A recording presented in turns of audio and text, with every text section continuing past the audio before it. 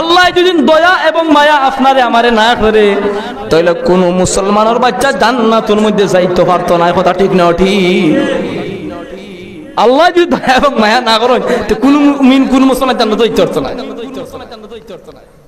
যাই হোক, ইটা মাহফিলের খুব ফজিলত আছে। কিতাবের মধ্যে একটা ঘটনা আছে, বুড়া মানুষ, আপনার মধ্যে চাচা দিলেন একজন বুড়া মানুষ মাহফিলের মধ্যে যায়, দিগারাল মসজিদের মধ্যে ওয়াজ হয়েছে, দূর থাকি 2-3 কিলো জায়গা আইয়া ওয়াজ শুনছে, হুজুরে ওয়াজ করছে, 1.5 ঘন্টা 1 ঘন্টা বয়ান করছেন, আর বয়ান থেকে ছোট্ট একটা মাসালা লইয়া গেছে। ছোট্ট একটা মাসালা কি?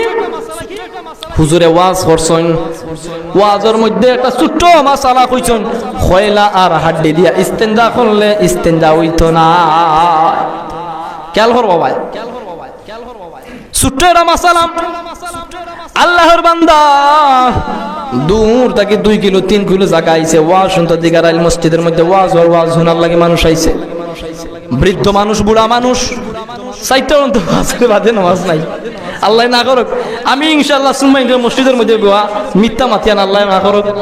যত মাহফিলের মধ্যে যাই আমি চেষ্টা করি যতটুকু হই নিজের চেষ্টা করি কথা অনুযায়ী আমল করার। কিয়ামতের কঠিন ময়দানে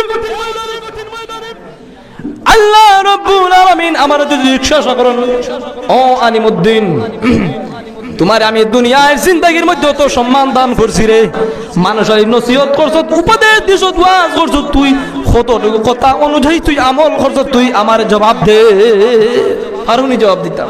আমরা প্রত্যেক মুসলমান বাচ্চা যদি জিজ্ঞাসা করি, কোন মুসলমান বাচ্চারে যদি জিজ্ঞাসা করা হয় কিয়ামতের কঠিন ময়দানে কিন্তু সর্বপ্রথম নামাজের